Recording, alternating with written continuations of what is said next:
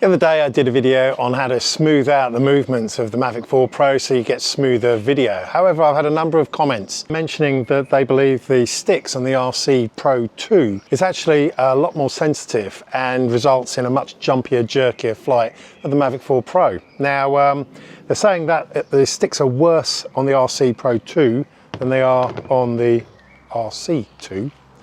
To be honest, I've flown with both of the remote controls and I'm not seeing much of a difference, but what I do see a difference in is whether or not you've got it in brake or bypass mode. Let me show you what I mean. So certainly just the slightest tap of the stick, you can see it does jump around quite a bit.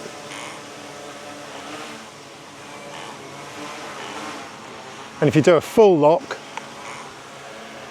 a full stick rather, you can see he is indeed quite jumpy.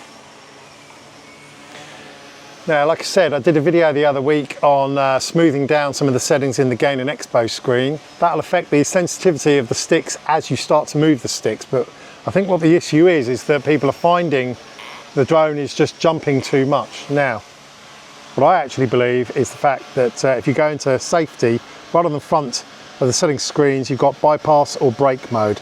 Now, if I take it out of bypass mode and put it into brake and do the same, now full stick, and look at it.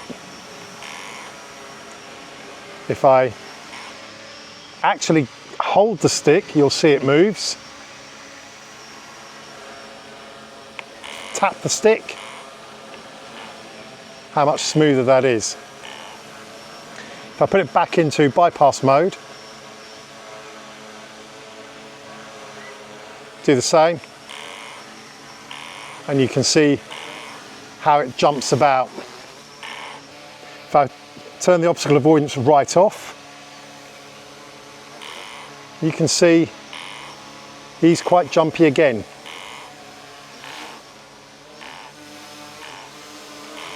Now, I'll be honest, in truth, I'm not really sure why having it in brake mode should give it a smoother, less flighty, jumpy reaction to a stick movement, but it does.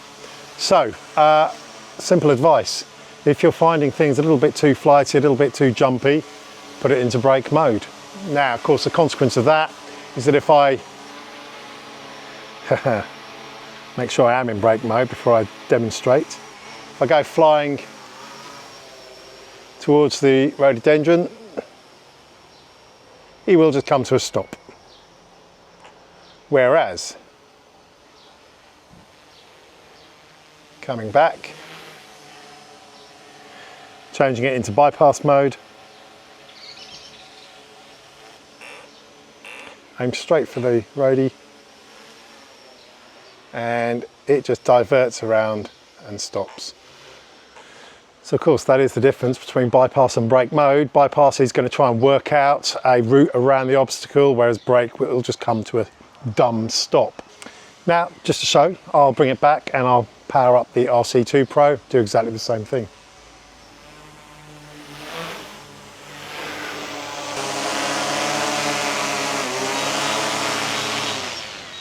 So the latest version of the Fly app on the RC2 will enable this to control the Mavic 4 Pro. But because I've just been flying the Mavic 4 Pro with the RC Pro 2, obviously I'm going to have to link that to the RC2. So what we do, we try and search for the aircraft. When it can't find it, you've got the blue link at the bottom, unable to connect to aircraft, tap that. And then all you've got to do is, with the Mavic 4 Pro still switched on, long press, single long press, makes that, and then you just tap the screen, aircraft beeped, you confirm pair, and there we go, we're now ready to fly. You may get a binding error. This is to do with your DJI Care Refresh and flyaway report. I'm only temporarily using the RC2, so I'm not going to unbind it from the RC Pro 2. Let's just get it up in the air.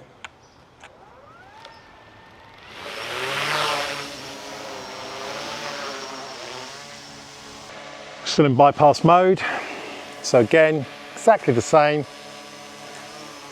And you see, it displays exactly the same jumpy behaviour. Pop it into brake mode. And look at that. Nothing. Keep your, then it will move. So much smoother.